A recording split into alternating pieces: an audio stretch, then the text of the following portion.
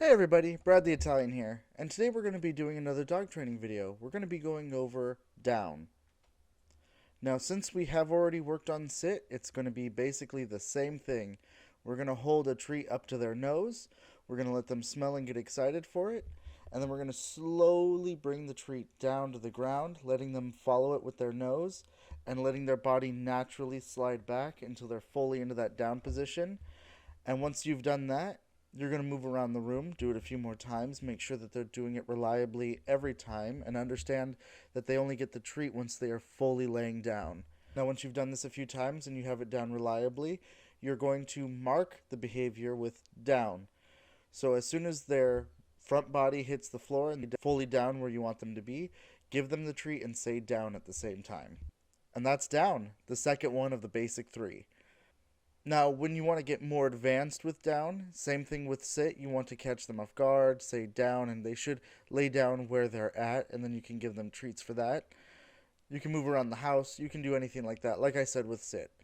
So always you want to get body communication in there, so you want to throw in some kind of gesture. So usually what I do is I just point to the ground and say down at the same time, and that's how I do it. So as always with all these types of commands, you want to make sure there's lots of distractions. Once they get used to it, once they're more comfortable with it, add in distractions, have things going on in the background, make sure that it's wild and crazy and they still listen to you. It is going to be it for down. There's not a lot of bells and whistles going on with it.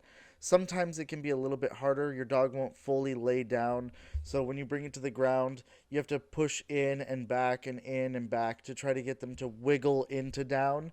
But once they get it the first few times, then you'll know that they have it. It's the little micro mistakes that you're actually going to have to work with.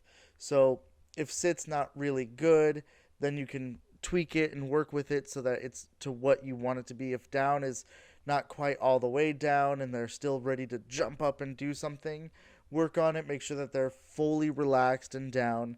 Same thing with stay when we go over stay. If they're not fully staying for the entire time that they're meant to be, then work with it.